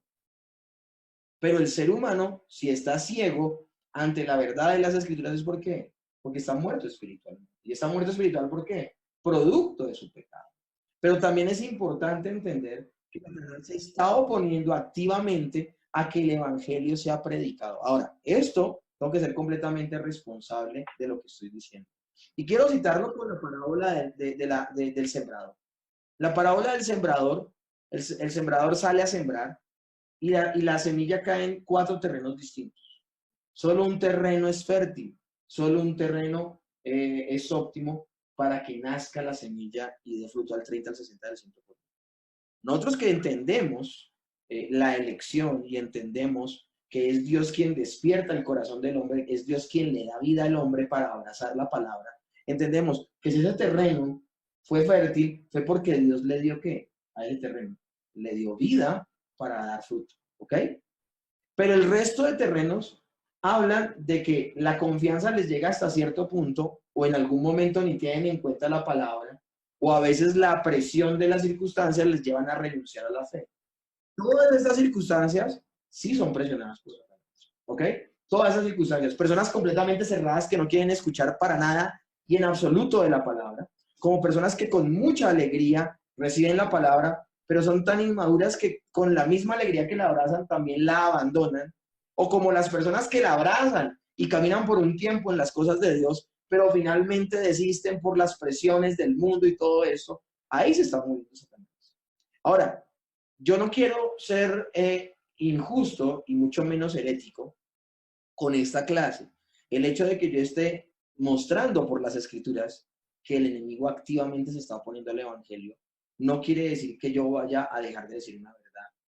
Al día de hoy, la cruz del Calvario ha permitido que el evangelio se predique con mayor libertad. ¿Amén? Y eso nosotros lo vamos a ver en Cristología. Lo que pasa es que no quiero caer en el error de solo ponerlos a ustedes en un lado de la balanza y no mostrar ambos, no, más bien en un lado de la moneda y no en el otro lado de la moneda. Sí, Satanás se está oponiendo activamente a la predicación del evangelio. Satanás está encegueciendo a muchos para que no entiendan el evangelio. Eso no deja de ser responsable al ser moral, al ser humano. Pero también tengo que decir algo. El Satanás del Nuevo Testamento no es el mismo Satanás del Antiguo Testamento. ¿Por qué? Porque un evento maravilloso entre uno y el otro. De hecho, le estoy diciendo que el Satanás de Job, capítulo 1, podemos decir que no es el mismo Satanás, o no tiene más bien, que es el mismo, pero no tiene el mismo poder y la misma libertad de moverse que en el Nuevo Testamento. ¿Por qué? Porque es que hay un evento que lo cambió todo. ¿Cuál fue ese evento? La muerte y resurrección de Cristo. Y ese evento cambia todas las cosas. Ese evento cambia en absoluto el panorama. Porque si algo hemos visto es que la muerte y la resurrección de Jesucristo es la que permite que se predique el evangelio con mayor libertad. ¿Amén? Ahora, aquí me estoy adelantando a clases como Cristología y esto, pero es que no me importa hacerlo. ¿Por qué razón? Porque no quiero que nosotros nos quedemos con un solo lado del amor. ¿Ok? Y recuerden que esa siempre va a ser la lucha, ¿no? Estoy diciéndoles que hay gente que ve a Satanás en todo lado y hay gente que no lo ve en ningún lado. Pues lo mismo podemos caer con esto. O sea, nosotros no debemos ignorar que Satanás se sigue oponiendo a la predicación del evangelio. Pero hombre, no al punto de que no prediquemos ni evangelicemos, porque es que la obra de Cristo en la cruz del Calvario cambió completamente todas las cosas. Los demonios están limitados por el control de Dios y tienen poder limitado. Job 1:10 dice: ¿no le ha acercado alrededor de él y a su casa y a todo lo que tiene? Al trabajo de sus manos has dado bendición, por tanto sus bienes han aumentado sobre la tierra. Esta es la respuesta que le da el diablo a Dios, donde le está diciendo: si tú no me autorizas a tocar a Job, yo no lo puedo tocar. O sea que el poder de Satanás es un poder limitado. ¿Y limitado a qué? A los planes de Dios, a los propósitos de Dios. Job 1:12, dijo Jehová a Satanás: he aquí, todo lo que tiene está en tu mano. Solamente no pongas tu mano sobre él. Y salió Satanás delante de Jehová. Miren, el verso 10 habla de que Dios ha cercado a Job. Satanás no puede tocar a Job porque todo lo que tiene Job y el mismo Job está protegido por Dios. Pero el mismo Dios en el verso 12 dice: he aquí, todo lo que tiene está en tu mano. O sea, Dios le da que la autorización al diablo de que toque. Tan así es, dice, y Jehová dijo a Satanás: he aquí, él está en tu mano, mas guarda su vida. Porque más adelante, luego que ha tocado todos sus bienes, que ha matado a sus hijos, Job se niega a maldecir a Dios y Satanás le dice a Dios, pero ¿servirá el hombre a Dios de balde? Carne por carne, todo lo que tiene el hombre lo dará por su salud. Y el Señor le dice, bueno, entonces tóquele la salud, enférmelo, pero no lo enferme al punto de matarlo, sino enférmelo y que sufra, pero no le toques la vida. Y nuevamente Satanás puede actuar sobre Job, pero de manera limitada. Ahora lo maravilloso, esto no tiene nada que ver, pero miren acá la lectura que Job le da a todo esto. ¿Quién lo está haciendo? ¿Quién es la causa secundaria de todo lo que está sucediendo? Satanás. ¿Quién es la causa primaria? Dios. Porque Dios fue el que le mostró aún a Satanás. Satanás anda por la tierra buscando a ver qué hacer, pero es Dios quien le muestra a Job a Satanás. Y luego le da la autorización. Pues, ¿cuál es la lectura que le da a Job de todo lo que está sucediendo? Cuando la mujer le pregunta o cualquier cosa, que le dice, maldice a tu Dios y muérete, él lo que le responde no es Jehová Dios y el diablo quitó, ¿no? Es lo que dice Jehová dio y Jehová quitó. La lectura que le da Job a lo que está sucediendo es que es Dios, a pesar de que fue Satanás, es Dios el que lo ha permitido. Y eso nos demuestra que el poder de Satanás no solo es limitado, sino que está bajo la contingencia de lo que Dios quiera hacer o no. Nuevamente vemos en este pasaje la causa secundaria Satanás y la causa primaria ¿quién? Dios. Dios. Saquémonos de la cabeza que Satanás anda ahí por allí como rueda suelta, haciendo muchas cosas, oponiéndose, mejor dicho. Tenemos que ser muy equilibrados en nuestra manera de pensar. No llegar al punto de que no, Satanás se opuso y no me dejó, porque si Dios es por nosotros, ¿quién contra nosotros? Pero no llegar al punto de fresquearnos tanto de que ya ignoramos hasta las maquinaciones del diablo. Sí, su poder, su alcance no es el mismo del Antiguo Testamento por la obra de Cristo en la cruz del Calvario, pero él sigue actuando. Y de hecho Apocalipsis y otros pasajes de la Escritura dice que Satanás anda haciendo y trabajando en todo momento, sabiendo que le queda ¿qué? Poco tiempo. Él sigue trabajando en pos de que muchos otros pequen contra Dios. Lucas 22:31 dice, dijo también el Señor, Simón, Simón, he aquí Satanás os ha pedido para zarandearos como a trigo. ¿A quién Jesús le atribuye el comportamiento que va a tener Pedro? ¿Cuál comportamiento? Que lo va a negar. ¿Cuál comportamiento? El que lo va a negar y lo va a negar 3 veces. ¿A quién le atribuye eso Jesús? ¿A quién le atribuye que Pedro se va a llenar de tanta arrogancia y de tanta soberbia que aún le va a decir al Señor Jesús, mi vida haré por ti, cuando el Señor le está diciendo, me vas a negar 3 veces? Y él obstinado dice, no, y no, y no, y no. ¿A quién le atribuye Jesús esa acción? A Satanás. De hecho, ¿a quién le atribuye Dios las acciones de Judas? Dice que comiendo el bocado en la cena, desde ese mismo momento que Satanás lo poseyó, lo tomó y fue y vendió al Señor. Entonces eso nos está demostrando que Satanás está actuando. Y Satanás puede obrar cosas muy terribles. Nosotros no podemos ignorar sus obras. Los demonios, vuelvo y le repito, están limitados en su accionar. Judas 1:6 dice que a los ángeles que no guardaron su dignidad, sino que abandonaron su propia morada, los ha guardado bajo oscuridad en prisiones eternas para el juicio del gran día. Juan Calvino decía, los demonios llevan arrastrando sus cadenas por donde quiera que van. A veces el cristiano tiene un pensamiento tan contrario a lo que dicen las Escrituras. Los cristianos a veces piensan que Satanás anda libre por ahí y que los demonios, los ángeles caídos, andan libres por ahí. Les tengo noticias. Por el mismo pecado que ellos han causado, ellos no son seres libres, sino son seres que están esclavizados, que están en prisiones de eterna oscuridad, no solo por ser criaturas, sino por el estado caído en el que se encuentran. Satanás y los demonios no son libres. Y por eso la maravillosa manera de retratarlo Calvino, los demonios llevan arrastrando sus cadenas por donde quiera que van. Sí, es verdad, pueden andar por donde quieran que van. Y a veces nos quedamos solo que andan por donde quiera que van y pensamos que son libres. Sí, andan por donde quiera que van, pero andan arrastrando sus cadenas, sinónimo de que son, ¿qué? Prisioneros. Ellos están limitados en sus acciones como cualquier criatura, pero condenados, esperando, escúchenme bien, sencillamente, a que venga el juicio final y su castigo sea inexorable. Por la obra de Cristo, el accionar de los demonios en los creyentes es aún más limitado. Miren, la acción de Satanás y los demonios ya es limitada, pero la obra de Cristo en los creyentes, que el hecho de que los creyentes estén unidos a Cristo, hacen de ese poder de Satanás aún más que, aún más limitado. Mateo 12, del 28 al 29 dice, pero si yo por el Espíritu de Dios echo fuera a los demonios, ciertamente ha llegado a ustedes el reino de Dios. Porque ¿cómo puede alguno entrar en la casa del hombre fuerte y saquear sus bienes si primero no le ata? Y entonces podrá saquear su casa. Los cristianos pueden resistirlos al vivir bajo la influencia del Espíritu Santo.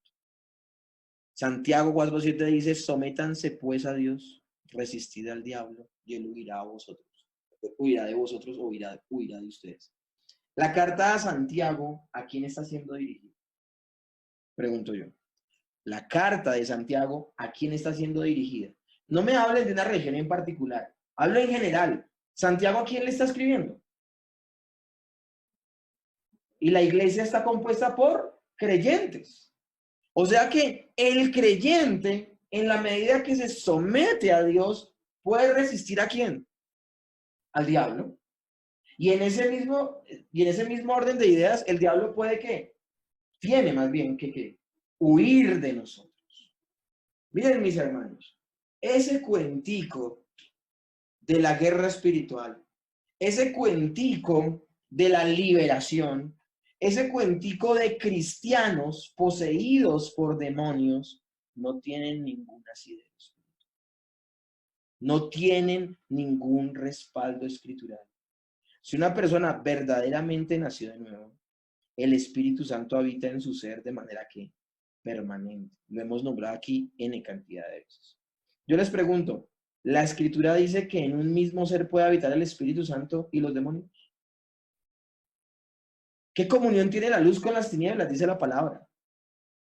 Entonces, si el Señor viene a habitar a nuestras vidas, el cristiano puede resistirlo al vivir bajo la influencia del Espíritu Santo.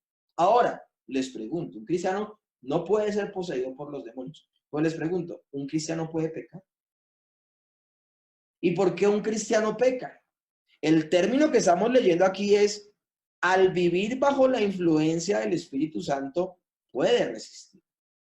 Aquí no está diciendo, mientras el Espíritu Santo viva en el creyente. Porque el Espíritu Santo, ¿cuándo se va a ir de la vida del creyente? Nunca.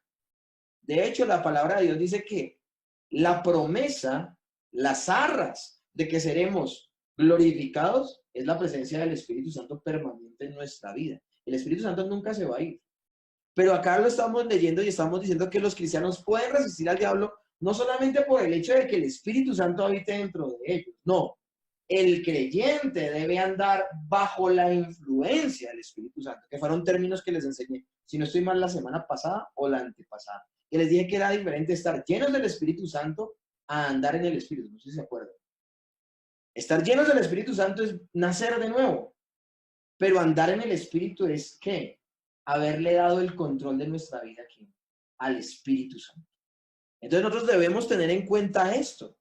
El ser caído, el ser natural, la persona que no ha nacido de nuevo, está bajo la influencia directa de Satanás y los demonios. Esa es la diferencia que hay entre un creyente y un no creyente. La persona que no ha nacido de nuevo, la persona que no ha abrazado a Cristo porque Dios no ha iluminado su vida, esa persona está bajo la influencia directa de Satanás y los demonios y sencillamente está perdido. Pero un creyente, escúchenme bien, porque Dios habita en su ser, porque el Espíritu Santo le llena, puede resistir a Satanás. Ahora, esa resistencia será mayor o menor en la medida de que esta persona sea más consagrada o menos consagrada. Amén. Debemos tener eso muy en cuenta. Primera de Pedro 5, 8 al 9. Es impresionante este texto. Sean sobrios y velen. porque su adversario el diablo, como león rugiente, anda alrededor buscando a quien devorar, al cual resistid firmes en la fe, sabiendo que los mismos padecimientos se van cumpliendo en sus hermanos en todo el mundo. Mis hermanos, todos los creyentes seremos tentados. Todos los creyentes tendremos luchas. Todos los creyentes pasaremos por momentos difíciles. No sé si a ustedes les ha pasado, que uno llega y ya se harta de no andar en este mundo caído y uno dice, ya me gustaría estar con el Señor. Es un desgaste esto de estar resistiendo el pecado, de estar resistiendo la maldad. Ya no quisiera sentir aún esa tentación, a veces esa concupiscencia. Quisiera ya estar en la gloria y ya no poder pecar. Acuérdense que los que no han nacido de nuevo, según San Agustín, no pueden dejar de pecar. Ahora, cuando somos creyentes, podemos pecar y podemos no pecar. Pero cuando estemos ya en la gloria, ¿qué? No podremos pecar. Entonces, más de uno dice, yo ya quisiera estar en la gloria. Bueno, mis hermanos, les tengo noticias. Aún la misma obra de Satanás perfecciona nuestras vidas en cuanto a ¿qué? En resistirle firmes en la fe. En la fe. En la fe. Y sabiendo que no es solamente algo que vivimos nosotros, sino que todo creyente lo vive y que el Señor aún puede usar esas situaciones para que dependamos de Él, para que velemos en oración y para que maduremos, para que aprendamos a mortificar el pecado. Pero algo que tiene este texto, el centro de este texto, el consejo del apóstol Pedro en este texto inspirado por el Espíritu Santo es: no ignoremos la obra de Dios. Y porque no la ignoramos, ¿qué hacemos? ¿Lo vemos en todo lado? No. Nosotros como creyentes bíblicos estamos llamados a una cosa. Si somos conscientes de que el diablo está por allí buscando nuestra caída, eso nos debe llevar directamente ¿a qué? A depender. No a verlo en todo lado. No andar todo el tiempo y Satanás y el diablo y vete Satanás, vete y zapateando. No.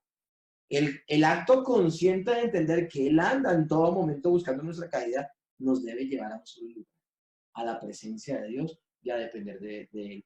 Entonces, en este orden de ideas, ¿qué va a producir nuestra conciencia del ataque? Más dependencia de Dios. No que todo el tiempo andamos pensando en el diablo, sino que todo el tiempo andemos pensando ¿en quién? En Dios. Es una manera completamente diferente de ver esto. Nosotros veníamos, yo mismo vengo de una cultura donde me enseñaban a tenerle miedo a Satanás.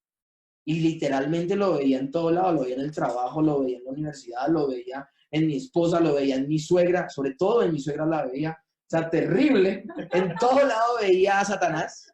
Esta clase la va a ver mi suegra, sabe que la amo. Y eso no lo voy a editar, no por mi suegra, sino porque ella sabe que lo hago con mucho cariño. Ya la amo. No, sí, más bien lo voy a editar.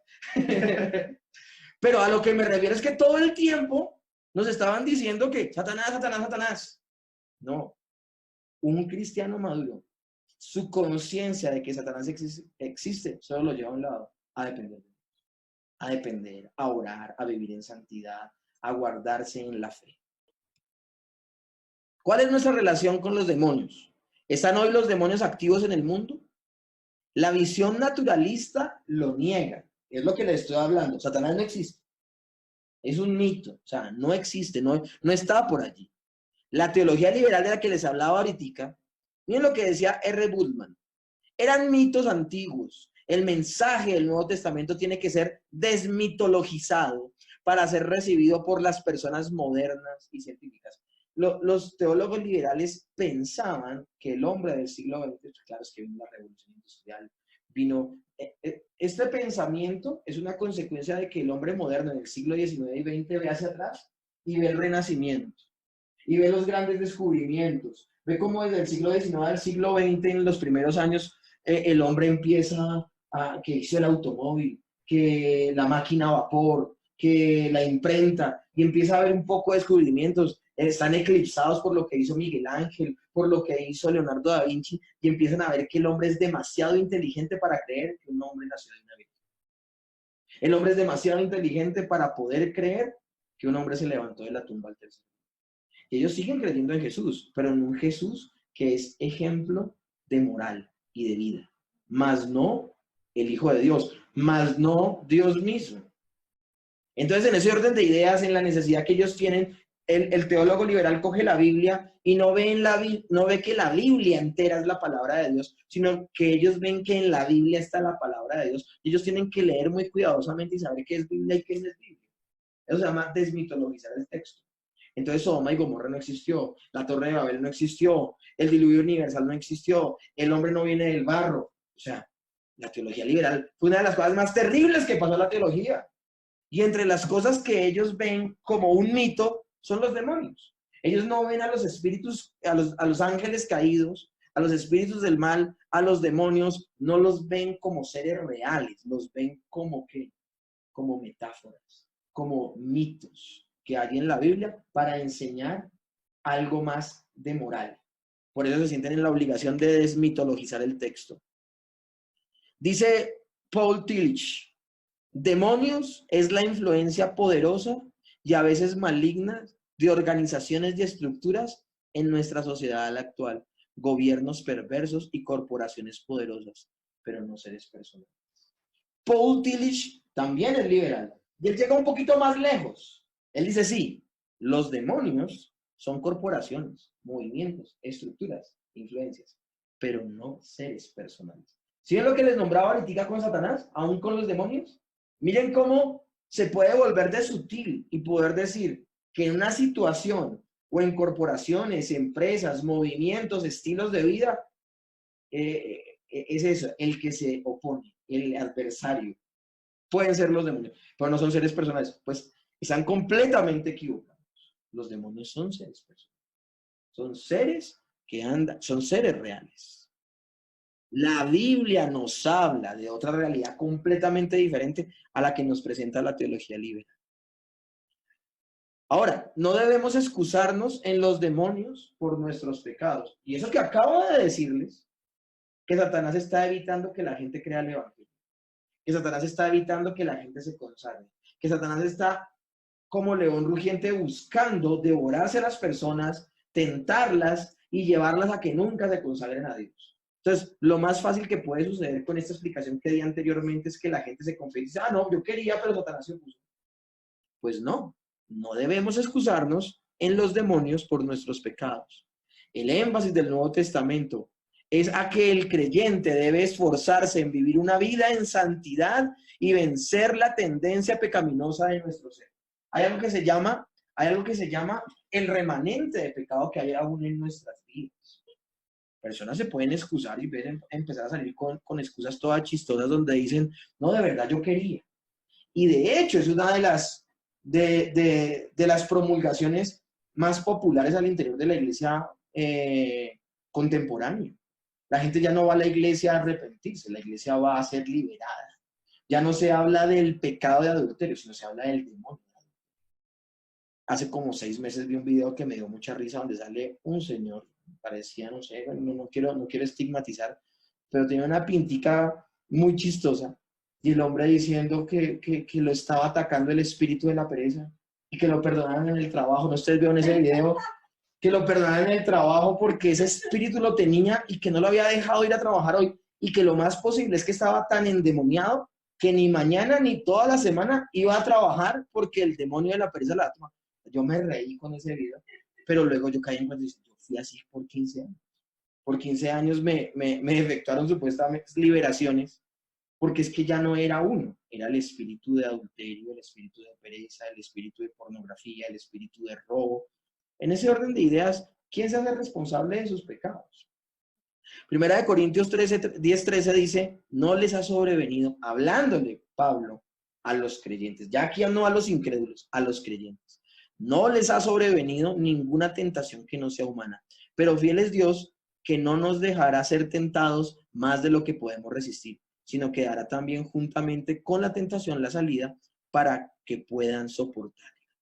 Tenemos que aceptar nuestra propia responsabilidad de obedecer al Señor y no pasar la culpa de nuestros propios fallos a alguna fuerza demoníaca. Tenemos palabras más, palabras menos, no está en la presentación, pero se los digo, tenemos que madurar. ¿Quién es el único responsable a la hora de pecar? El ser humano, el creyente. Pero debemos ser conscientes también del accionar de los demonios en el sistema actual. Primera de Timoteo 4:1 dice, pero el Espíritu de Dios dice claramente que en los postreros tiempos algunos apostatarán de la fe, escuchando a espíritus engañadores y a doctrinas de demonios. Aquí está hablando de los apóstoles, está hablando de personas que por un tiempo militan en la fe bíblica, pero luego la abandonan por escuchar a personas que predican cosas contrarias a las Escrituras. Y a esas personas las llama espíritus engañadores o doctrinas de ¿qué? De demonios. Segunda de Timoteo 2, del 24 al 26 dice, porque el siervo del Señor no debe ser contencioso, sino amable para con todos, apto para enseñar, sufrido, que con mansedumbre corrija a los que se oponen, por si quizás Dios les conceda que se arrepientan para conocer la verdad y escapen del lazo del diablo en que están cautivos a voluntad de él. Primera de Juan 5:19 dice, sabemos que somos de Dios y el mundo entero está bajo el maligno. Mis hermanos, no hilemos tan delgado. El hecho de que se levante una persona y aún proclamando servirle a Dios y empieza a hablar herejías y cosas que van en contra de la palabra de Dios. Esta persona no se le puede llamar siervo de Dios, sino una persona que está directamente bajo la influencia ¿de quién? De Satanás. Por eso la Escritura habla de doctrina de demonios. Efesios 2:2 dice, en los cuales anduviste en otro tiempo, siguiendo la corriente de este mundo, conforme al príncipe de la potestad del aire, el espíritu de ahora, que ahora opera en los hijos de desobediencia. Mis hermanos, lo hablábamos en clases anteriores cuando hablábamos de que evangelizábamos y a veces nos desmotivaba que la gente no creyera. La respuesta natural al evangelio es que la gente que no crea. Nosotros no nos debemos sorprender de que a alguien le predicamos el evangelio y no crea. Es el estado natural de las personas, muertas espiritualmente. No nos debe sorprender que la gente se oponga a lo que estamos diciendo, porque estamos en un mundo que está gobernado ¿por quién? Por Satanás y los demonios. Nuestra sorpresa debería ser, y un motivo para darle gloria a Dios, que cuando prediquemos el evangelio de manera responsable y fieles a la palabra de Dios, una persona copie. Porque eso será la respuesta de que Dios está actuando en esa vida. Ahí nosotros podemos ver. ¿Ustedes quieren hacer guerra espiritual? ¿De verdad quieren hacer guerra espiritual? ¿Quieren que les dé un consejo para hacer guerra espiritual? Evangelicen. El evangelismo es el mayor acto de guerra espiritual. Porque el evangelismo lo que hace es predicarle la verdad de Cristo a las personas que han tenido establecida en su mente y en su corazón una vida ajena a Dios. Cuando estas personas son iluminadas por Dios y desestablecen toda esa clase de fortalezas, como dice la palabra, derribando toda fortaleza que se levanta en contra del conocimiento a Dios y llevando cautivo todo pensamiento a la obediencia en Cristo Jesús. Eso es guerra espiritual. Cuando la palabra, el poder de la palabra destruye toda esa fortaleza que se ha montado en la mente y en el corazón de los seres humanos caídos, que nacen muertos espiritualmente, y Dios les da vida a través de esa palabra y ellos la creen. Esa es una verdadera guerra espiritual. Entonces, ya no zapateemos, ya no gritemos, ya no digamos fuera, ya no digamos vete. Prediquemos la palabra de Dios. También debemos ser conscientes que el cristiano, si descuida su vida, puede dar cabida a la influencia del enemigo. Efesios 4:26 al 27 dice, airaos, pero no pequéis. No se ponga el sol sobre vuestro enojo. Y miren lo que dice, ¿ni qué? Ni deis lugar al diablo. Pastor, ahí dice que un creyente puede ser poseído. No, está diciendo que no le demos lugar al diablo. Es decir, que no nos comportemos como incrédulos. Ahí, honestamente, sentadito al lado de tu pantalla, haz un acto de contrición y recuerda la última vez que siendo creyente te comportaste como un incrédulo. No dejaste de ser creyente. El Espíritu Santo no dejó de habitar en tu vida. Sigues la presencia de Dios en tu vida. No dejaste de ser hijo de Dios. No dejaste de estar unido a Cristo. No dejaste de ser hijo de Dios por adopción. Todo eso está igual, porque eso no cambia. Pero te pregunto, recuerda que aún a pesar de todo eso, ¿en qué momento, siendo un creyente, te comportaste como un incrédulo? Porque sé que ha sucedido. A mí me ha sucedido. ¿En qué momento le hablaste como un incrédulo a tu esposa o a tus hijos? ¿En qué momento te comportaste como un incrédulo al ver algo que no debías ver? ¿O hablaste como no debías hablar? A eso se refiere Efesios 4, donde dice no darle lugar al diablo. Que aún siendo creyentes nos comportemos como incrédulos. No dejamos de ser creyentes, pero vea, está siendo coherente nuestro comportamiento con nuestra fe. Entonces nosotros no podemos ignorar que el enemigo todavía puede seguir actuando en nuestras vidas y tenemos que tener cuidado. Yo les pregunto, ¿Pedro dejó de creer en Jesús? ¿Pedro dejó de confiar en Jesús? Pedro, no, nada, o sea, ¿Pedro dejó de ser un creyente verdadero? No, para nada. Pero ¿cómo se comportó? Como un pagano. Empezó a hablar como el peor de los hombres de la calle, porque dice que empezó a maldecir y a injuriar. Al punto de que el Señor luego dice, díganles a mis discípulos y a Pedro que nos vemos donde les dije. ¿Por qué? Porque es que se había comportado no como un discípulo del Señor, sino como un pagano. Y Efesios capítulo 6, del 11 al 12 dice, vestidos de toda la armadura de Dios, para que podáis estar firmes contra las acechanzas del diablo. Porque no tenemos lucha contra carne ni sangre, sino contra principados, contra potestades, contra gobernadores de las tinieblas, contra las huestes espirituales de maldad en las regiones celestes. Donde hay una persistencia de pecado en la vida del cristiano, en un área u otra, la responsabilidad primaria de ese pecado está en el cristiano individual y en sus decisiones de continuar con esa forma de vivir errónea. Vuelvo y le repito, donde hay una persistencia de pecado en la vida del cristiano, en un área u otra, la responsabilidad primaria de ese pecado está ¿en quién? En el cristiano individual y en sus decisiones de continuar con esa forma de vida errónea.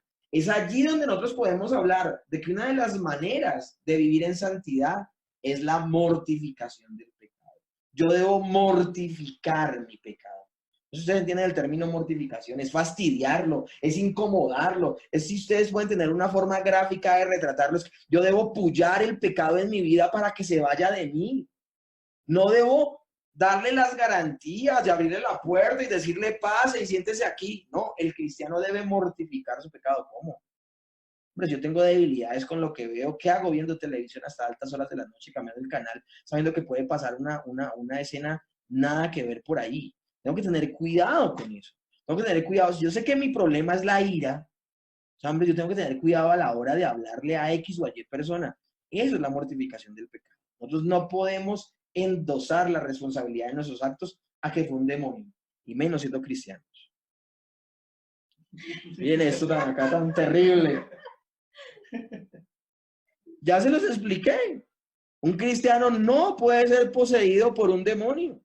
Primera de Juan 5:18 dice, sabemos que todo aquel que ha nacido de Dios no practica el pecado, pues aquel que fue engendrado por Dios le guarda y el maligno no le toca. O sea, es que si nosotros comprendiéramos en verdad lo que es que Dios habite en nuestro ser, es que a veces como que nosotros minimizamos o subestimamos la idea de que Dios habite en nosotros. O sea, no hay por qué pensar eso. Ahora, ¿qué de aquellas frases de reprensión a Satanás y demonios? Te reprendo, Satanás, te echo fuera, y que lo atan, y que lo encadenan, y que lo mandan al fondo de la mar, y bueno, todo esto.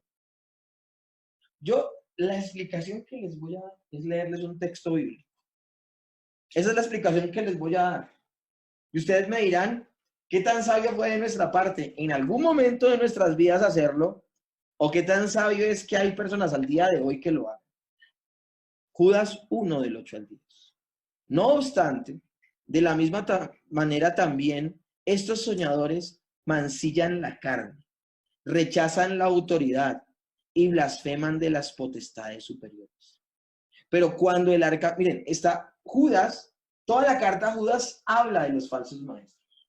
Toda la carta Judas habla de las personas que no, o sea, que tratan de traer una doctrina diferente, personas que sencillamente quieren traer algo que no viene de Dios.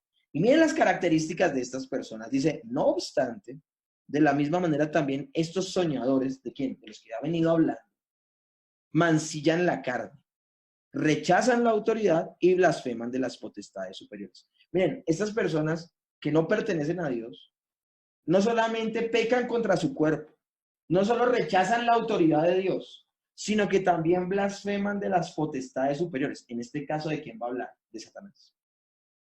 Porque Satanás, aunque no es el mismo Satanás del Antiguo Testamento, por la obra de Cristo, Satanás sigue siendo un ser de mucho poder.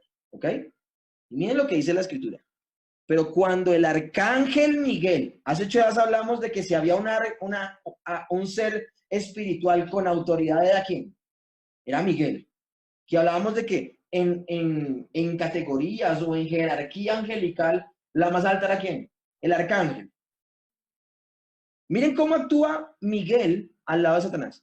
Pero cuando el arcángel Miguel contendía con el diablo, disputando por el cuerpo de Moisés, no se atrevió a proferir juicio de maldición contra él.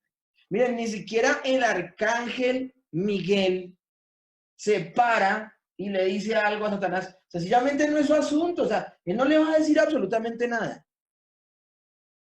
Sino que dijo, el Señor te reprenda. ¿Quién es el que va a reprender a Satanás? Dios.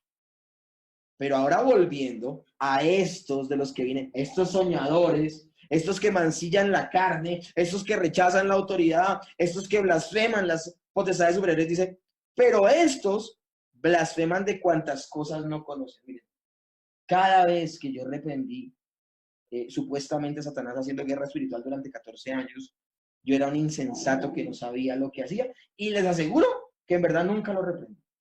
¿Ok? Sencillamente estaba haciendo una payasada, estaba haciendo ahí un show, pero nunca sucedió eso. Pero estos blasfeman de cuantas cosas no conocen y en las que por naturaleza conocen, se corrompen como animales irracionales. Mis hermanos, en lugar de maldecir con sus propias palabras a un ángel tan poderoso como Satanás, Miguel cedió la causa al poder último y soberano de Dios. Esto lo está diciendo John MacArthur. Esta es la ilustración suprema de cómo los cristianos deben tratar con Satanás y los demonios. Los creyentes no deben dirigirse ni siquiera a ellos, sino buscar al Señor y encomendarse a Él para que intervenga con su poder infinito en contra de ellos. Sencillamente no es nuestro asunto. Si no fue el asunto del arcángel Miguel, el arcángel Miguel sencillamente lo remitió.